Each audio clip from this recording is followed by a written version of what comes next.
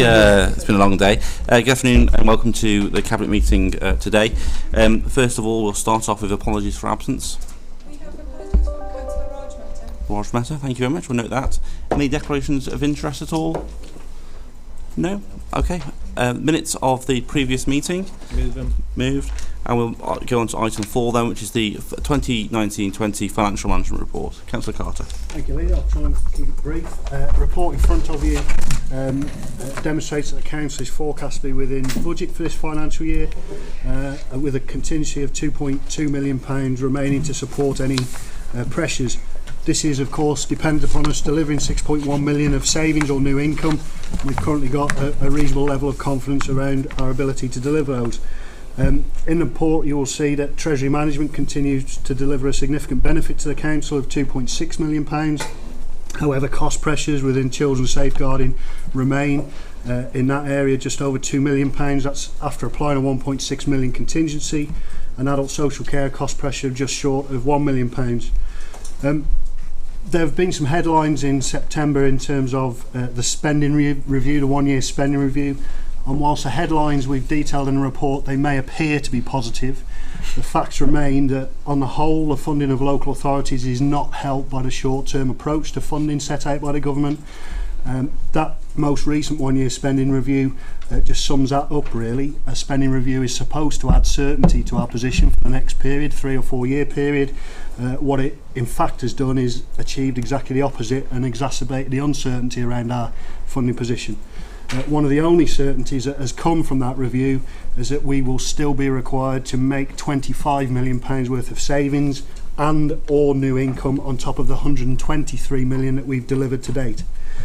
The report also details a number of things: variances, changes to the capital programme, contingencies and income collection, which on the whole remain really positive, way ahead of where we've been previously, and really doing, particularly in terms of the sales ledger and council tax income, supporting our ability to protect frontline services, which is something we've always said that we wanted to maintain as a priority. My thanks as ever go to the officers, Ken, Pauline, Tracy and the team, the whole team, and in fact the whole authority do a fantastic job in really, really difficult and uncertain times. I don't think we say thank you enough, but we are extremely grateful that you're able to help the authority, not just in terms of maintaining a disciplined financial approach, but maintain our ability to be ambitious and visionary and positive about the future of Telford Wrekin and our role within that. I'd like to move the recommendations, please. Is there a seconder? A second. Thank you, Richard. Any comments or contributions from Cabinet members? Councillor Reynolds? Nothing really more than really supporting what my colleague has said there, is what our officers have been able to demonstrate and the work that's been committed over the last few years, how we've still been able to provide such an excellent service for the residents of Telford and Wrekin in such really difficult times. And I think that's been very much about the creative thinking and the income generation that has protected most of our residents from some of the real severe cuts that would have taken place without that extra creative thinking and money. Thank you. Else for any other Cabinet members? No? Bill? Yeah, I welcome the report. It is concerning us as normal, obviously, that with adult and children's social services requiring more finance, and without government making absolute positive declarations that your costs will be covered for the future. In fact, as you've just correctly said, they're still looking to make savings upon us of 25 million. Now, I don't always look forward to the future because it's always a bit bleak when you think, what's going to happen? But the only thing I can really look forward to is the change of government that will inevitably come, and hopefully with a change of heart, which I'm actually, and not just heart, mind really, and say, look, this can't go on forever. You've got to fund services. You've got to support the police by looking after youth, which we haven't been able to do enough over the years. There's loads of things we should be funding for. So I am looking forward to when the change occurs. Thank you. Thanks, Bill. I think it reminds me of something I read recently, which talked about how councils are a bit like the person in the street that has a 25% pay cut, but then told they've only got a job for a year, and how you then manage your own finances, your own pressures in terms of your own children, your own elderly family members. How do you maintain your house? How do you make sure your garden's clean and tidy?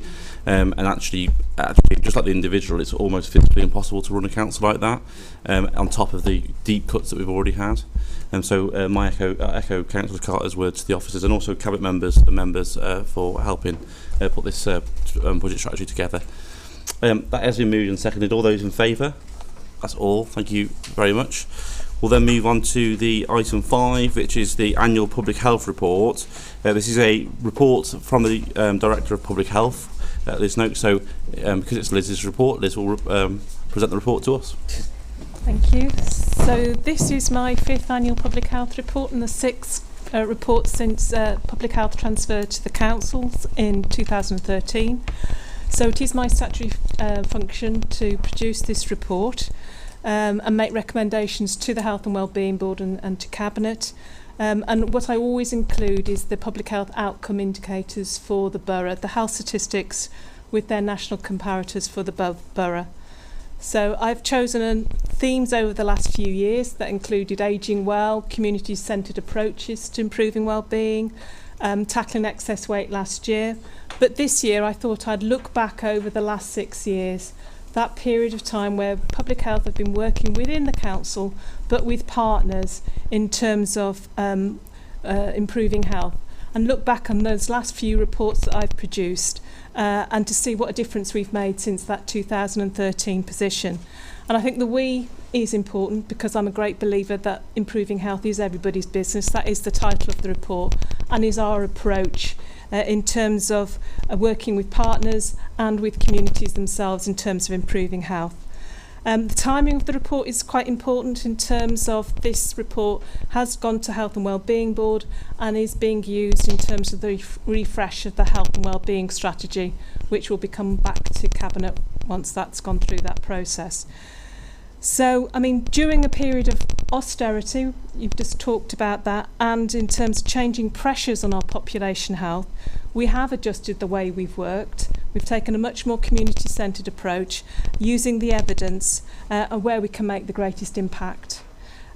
So overall, the health of the population as measured by life expectancy and healthy life expectancy has improved. Particularly healthy life expectancy has improved at a faster rate than nationally, which is good news. But unfortunately, it's still largely worse. Those figures are worse than the national average. And actually, in truth, the rate of improvement has stalled nationally on those high-level indicators. And a key issue within the borough is that inequalities in health, the life expectancy gap has widened since 2013. In a sense, that is the same picture across the country, a widening health inequalities. And the causes of that matter are debated nationally and locally. And I do await Sir Michael Marmot's report next spring, but in sense of, I think austerity has hit the most vulnerable most. Looking at the public health outcome indicators overall, we have improved. We now have more that are similar or better than the national average than in 2013. Things like teenage conceptions, smoking rates, physical activity rates have improved to be as good or better than the national average. And now we also have improved our alcohol treatment completion rate, which is good news. We still have much to do in terms of excess weight, and mental health issues still remain an issue. So the report is, I've talked about some of the statistics, but what the report contains is actually all those case studies that bring actually behind the statistics are the real lives of people. And in a sense, I've used case studies and videos to try and demonstrate our approach and the difference we're trying to make on the ground. So the report has 5 chapters: Best Start in Life, Health Promoting Borough, Facilitating Strong Communities, Improving the Health of the Most Vulnerable, and improving health through partnership working. It makes 9 broad recommendations which I hope to take forward through the health and wellbeing strategy. And finally, I'd like to just say thank you to everyone that has helped to write the report, but as well as my team, it's all those contributors that have made this report come to life and has worked with us in terms of improving health in the borough. Thank you. Liz, Andy? I'd just really like to say that I think this is an excellent report, and my congratulations to Liz and the team for putting this together. It's an important document. Some annual reports are just a description of what's been going on in the year, where everybody says nice things about each other and applauds the work that has happened. This is different. This report is absolutely key to the way we move forward in Telford and Wrekin. It tells us, if we didn't know it, first of all, that there are limitations to what any local authority can do to mitigate the effects of austerity. We're proud of our recent record in around public health. Liz has outlined some of the points that where we've achieved particularly significantly over in recent times, but we can only go so far. The widening inequalities gap, which is happening nationally and which is reflected locally, is down to those government policies that have driven austerity and cannot be overcome without the additional investment that's needed to make some of the good work that we're doing function at scale and have a real impact in communities. Our work is exemplary, I think, in many areas, but we know that it's only the additional investment that can make the kind of differences that we really want to see in our communities. I really appreciate the way in which we're viewing this as all partners together. We're not seeing this as just a local authority responsibility, and I'm also pleased at the way we are managing to identify the work that is going well, and which we know we can build on and do more of. So thank you for this report, and I commend it to the cabinet. Okay. Richard?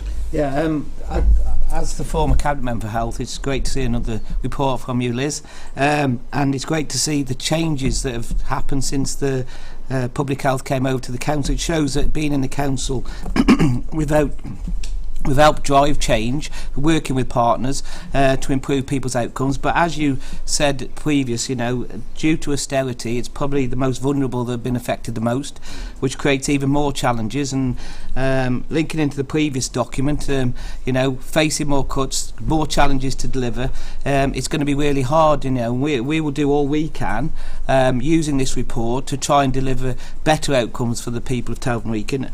Our manifesto commitments were to protect, care and invest, and we will do all we can because the challenges are there. And as Bill said, if we could have a change of government and had a different mindset on giving us more funding to help to get better prevention measures out there for our population, as well as help us and support us in the services that we've changed in delivering better outcomes, then all the better.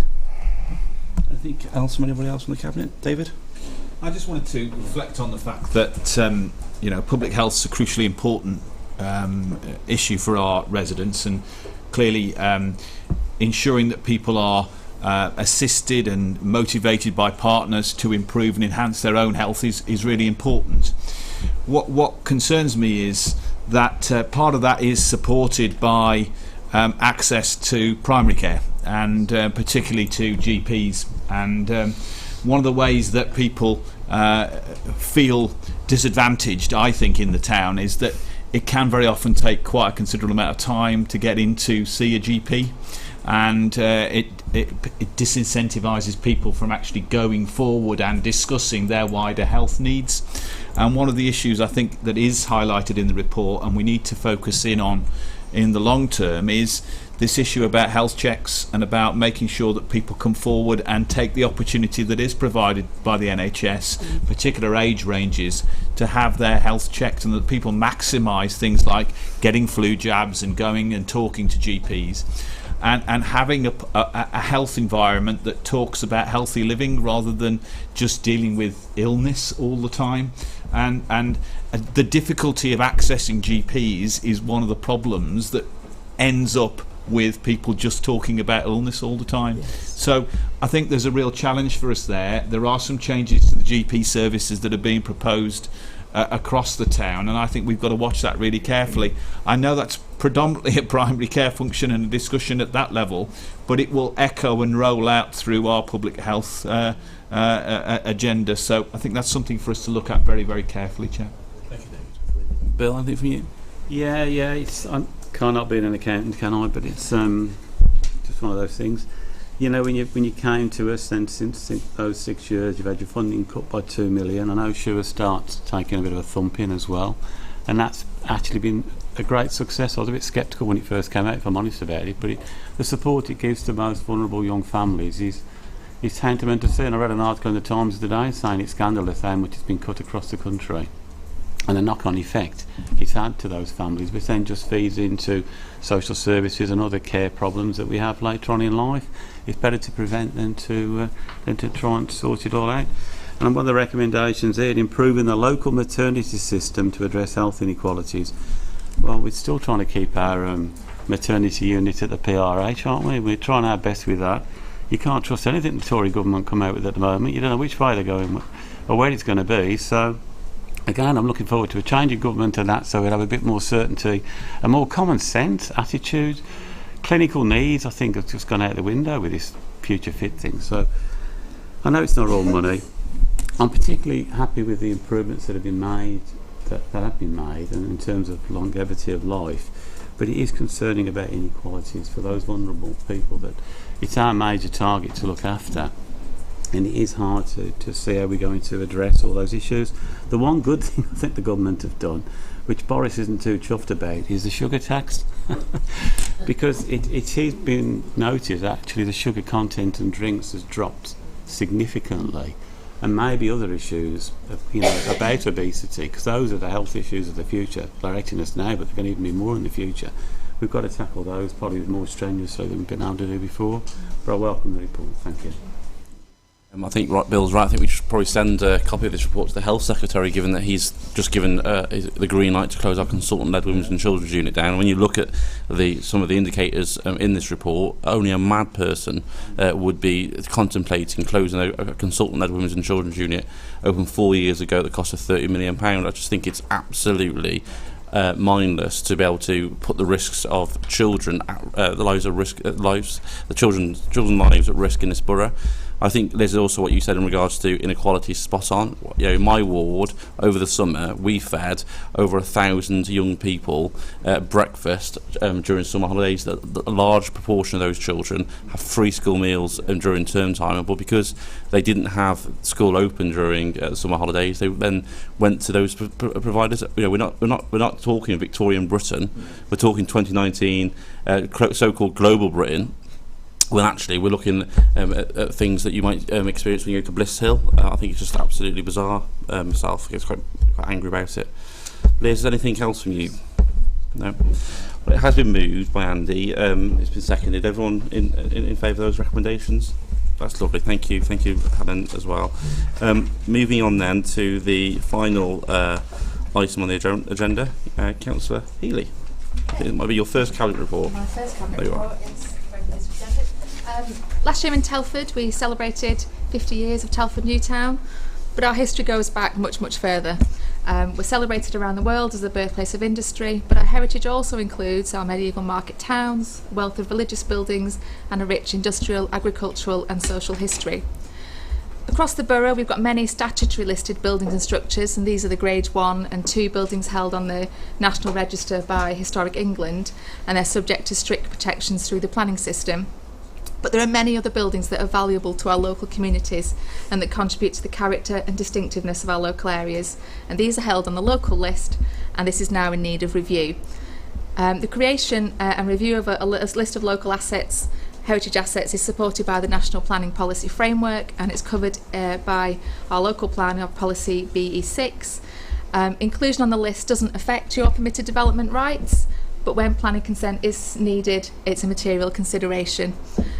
The current list hasn't been reviewed for a very long time, and there are some anomalies in that list, in particular in that Newport has no properties on the local list, and undoubtedly there are buildings of local interest in Newport.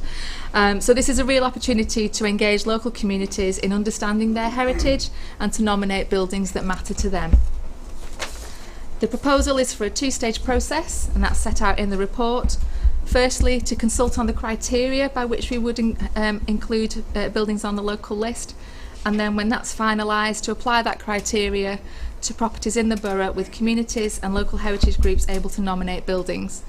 That community involvement through ward councillors, town and parish councils, history groups and individuals is really important to this process. It's a great opportunity to tell the stories and celebrate the rich heritage of our borough. The review is part of the delivery of this administration's commitment to work with communities to protect our local heritage, and I move recommendations 2.1 to 2.4. Is there a seconder? Thank you, Ray. Any comments, Ray? I'd just like to say, I mean, we're in Newtown and we've just celebrated that fact, but we perhaps have lost sight a little bit of the assets, the historic assets that we've got in this borough. And this is the first step in starting to bring all that information together so that we can start to celebrate it, draw interest in it, weave it into our tourism package. So I'm really delighted that this policy is coming forward. David? I just wanted to say that this is a really good report, and it's an area that I've been interested in for many years, and I think that it does allow us to show and illustrate our important historic buildings. But I think it's important that we don't forget that we have a new town's heritage, and some of the buildings and environments that were generated at the start of the new town are now historic environments. They show and track the history of our town. So I think we should be conscious of the fact that we don't just think about buildings. I know you weren't suggesting this. We shouldn't just think of buildings from 100 years ago, 200 years ago, whatever. We need to think about the iconic buildings that have been generated in the Newtown period as well, and celebrate some of the history of that. Now, some of that is difficult, and some of those buildings, where unpopular may be, have become more popular, are controversial. But I don't think we should shy away from the fact that there was significant change in the town, and some of the buildings that were created during the Newtown period need to be celebrated too. Excellent. Any other contributions? Bill? No, I very much welcome this report. There's a few people in my ward, although I haven't got anything of any interest in my ward, I have to say. Clothmouth Shed, but there you go. They've been saying, Bill, what's going to happen to the old chapel that's in the town park? And, it's a right mess, and it's not been sorted out for ages. So I'll have to say, well, come and talk to the officer who's named on the back of here. And also I think is it Telford's guillotine locks? How important they are. And I know they were renovated once, but they're a bit dilapidated now, so they could do a bit of TLC. I think I welcome the list as the first stage, and obviously bringing areas like Newport and others that haven't been there before. The second part is, now we know where they are and what we've got, how can we do something to help preserve them will be a huge challenge. Tapping into grant funding and wherever we can to try and maintain them at least to where they are now is going to be hard, but I really welcome this. Will it come back to us once the list has been updated, so that can members actually see what's on the list eventually when it's finished? Yeah, I think we've agreed that you'll actually have a copy of the list as it currently is for your area, so that you can then see which buildings are on the local list, and then from that you can then obviously work with your communities and therefore nominate other buildings to come onto the list, so that it's really transparent which buildings are on the list and which aren't. Great, thank you very much. Catherine, from you? Excellent, so this will come back at some point in the future. Excellent. Okay, those recommendations have been moved and seconded. All those in favour? That's everybody, so I'll call the meeting to an end. Thank you very much.